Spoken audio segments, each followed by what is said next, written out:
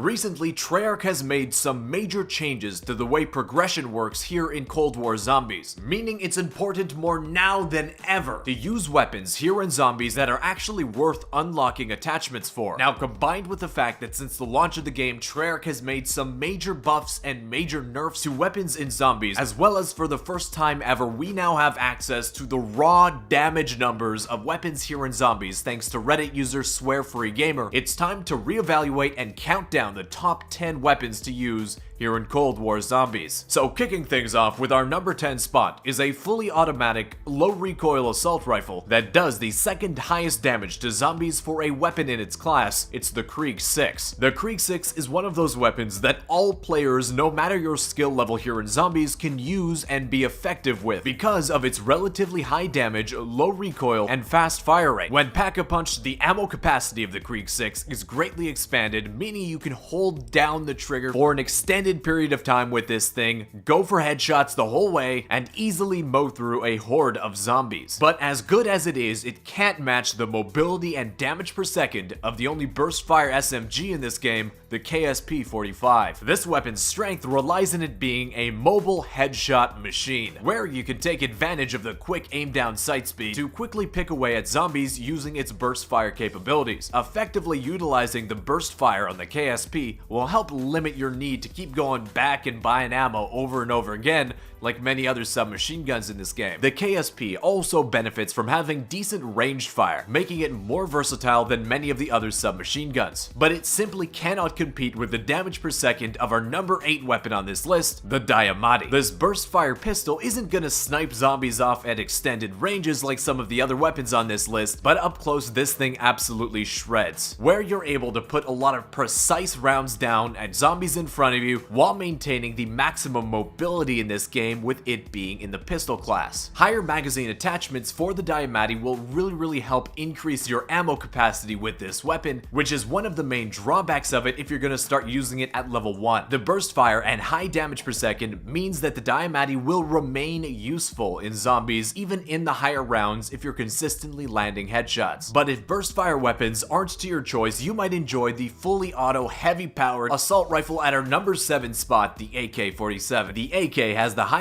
base damage and the highest damage per second of all the assault rifles in Cold War Zombies, which is really saying something considering its moderate to lower fire rate for an assault rifle. That, however, it can be kind of flipped in its head here in Zombies, where the slightly lower fire rate and higher damage can result in some increased precision at longer ranges, which is extremely important on maps like Die Maschine, where it's generally best to take down boss zombies on the map like the Megaton from a distance. The high base damage of this means it will be effective even into the later rounds, while extending its magazine size to LMG type levels. This is the kind of weapon that you can hold the trigger down and watch a horde evaporate in front of your eyes, with a classic look and feel is why it takes our number 7 spot. But it is beaten by the only LMG to make this list, and that is the Stoner 63. For the longest time in past Zombies modes, the LMGs were always kings, with their high ammo capacity, great range, great recoil, and decent damage really helped them stand apart from all the other weapons in past games. Well, in Cold War Zombies, the main strengths of LMGs are lessened quite a bit, with mobility starting to become more important than it ever has been before. But with all that said, the Stoner 63 is by far and away the best LMG of its class here in Cold War Zombies because of its high fire rate,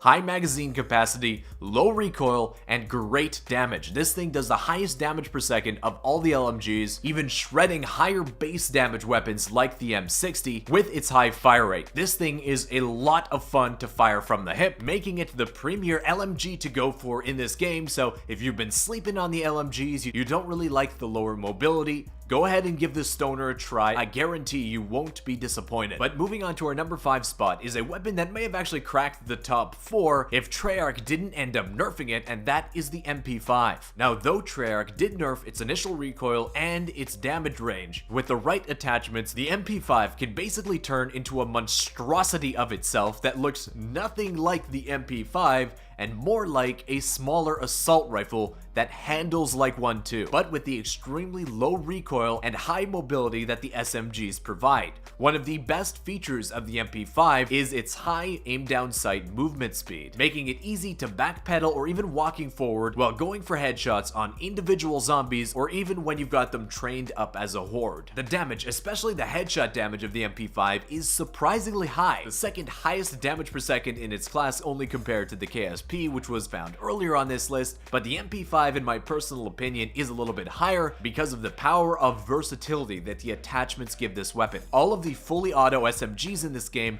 do suffer from low reserve ammo capacity, which matters a lot in zombies, but the MP5 with its extended magazine attachments, which grants much more max ammo, really does help to mitigate this problem. Okay, so now that we've gone over 6 of the top 10 weapons, it's kind of the point where we have to say that there's ultimately 2 tiers of weapons here in zombies.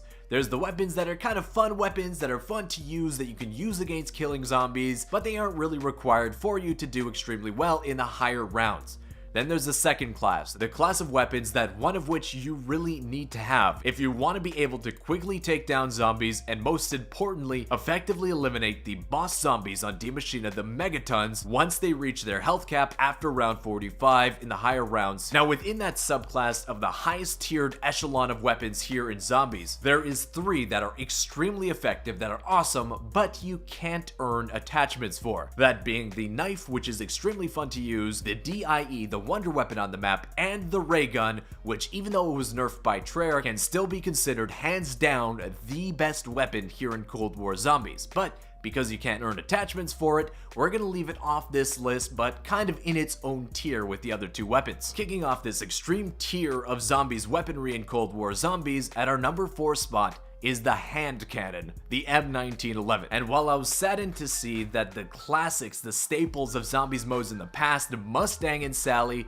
are gone in this game, in its non-dual wielded pack-a-punch mode, it's being replaced with pain, which is the perfect name for it, both considering the pain that you're going to inflict on zombies with this weapon, and secondly, the pain that your fingers are going to be feeling after you've been using this thing for 50 rounds, constantly tap firing this single shot pistol off into hordes of zombies. The M1911 might as well be the most mobile DMR rifle that exists in this game, because it's able to output a whole lot of damage quickly with a extremely high headshot multiplier that'll take down hordes extremely quickly and satisfyingly when using this weapon. With it being a single fire weapon, you will notice your ammo lasting significantly longer than any of the burst or fully automatic firing weapons in this game, and you'll also be impressed with its ability to quickly take down boss zombies on this map, especially when aiming for critical damage zones. If you haven't given the M1911 a shot yet, I would definitely recommend you go ahead and do so. Like I said, it is a hand cannon that is a lot of fun to use. But moving on to our top 3, in the number 3 spot in what may be a controversial decision, considering just how many people use and love this weapon in zombies right now, it's the Gallo SA-12. This semi-auto shotty is so utilized in part because of a rare weapon wall buy that exists in a very convenient area on the map that you can pick up early and shred to your heart's content in the early rounds, even when it's not pack-a-punch. The Gallo is of course semi-automatic, but you can spam your trigger finger on this thing and fire a bunch of shells away really quickly. This can be really beneficial if you're trying to get up close and personal with boss zombies on Die Maschine, wanting to take them out quickly. The Gallo is one of the best weapons to do that with. Though the Gallo does have very high base damage, its general drawbacks did kind of prevent me from placing it a little bit higher on this list. Those drawbacks mainly being the fast firing RPM and the semi-automatic nature of the shotgun,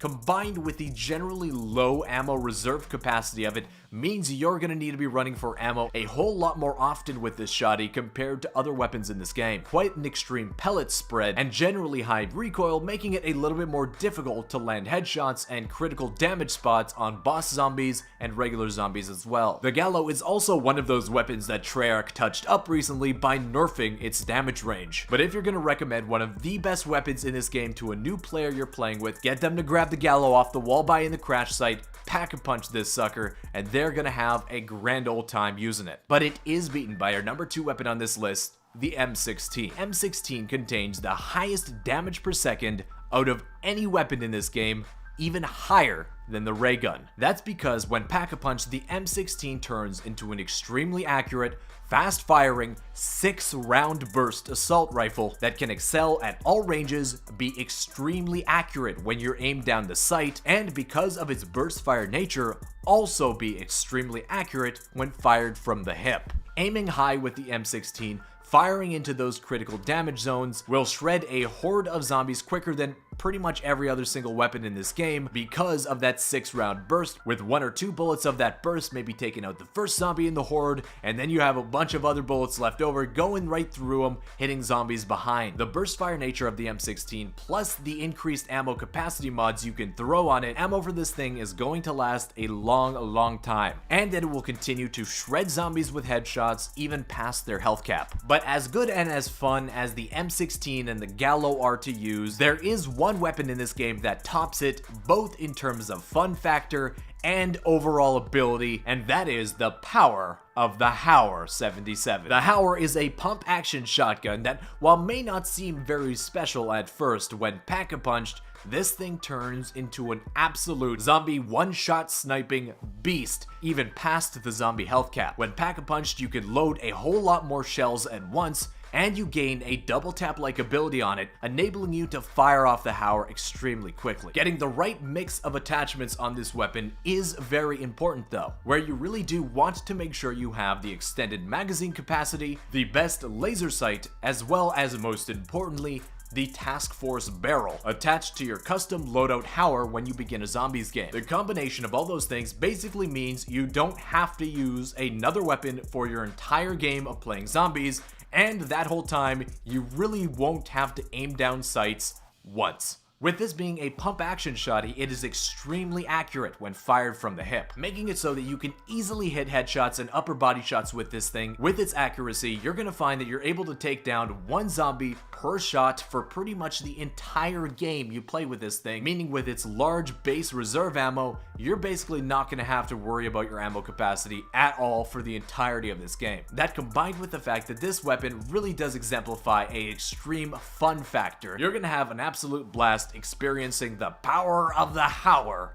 here in Cold War Zombies. That's why it takes our #1 spot. With the list concluded, 2 quick honorable mentions that didn't quite make it but are very good weapons to use. The first being the Magnum pistol, which, while stock isn't really going to be that fun to use, isn't that effective, when you get some attachments going for it, when you start dual wielding the Magnums, they do turn into kind of inaccurate but very powerful hand cannons. And the second is the second burst fire tac rifle, the AUG. But I didn't really want to include it on this list because, according to the stats, the AUG is basically the exact same as the M16 rifle, but worse in pretty much every single statistical area. So I'd rather include a little bit more variety of weapons than include 2 of the basically same exact weapons, with one just being slightly worse than the other. But I'd like to know if you'd consider trying a weapon from this list that you haven't before after watching today's video. Let me know down in the comments which one that is. I read every single comment. And hey, if you enjoyed the video, consider leaving it a thumbs up, and why not subscribe to the channel for more great zombies content to come, because I want to thank you once again for watching,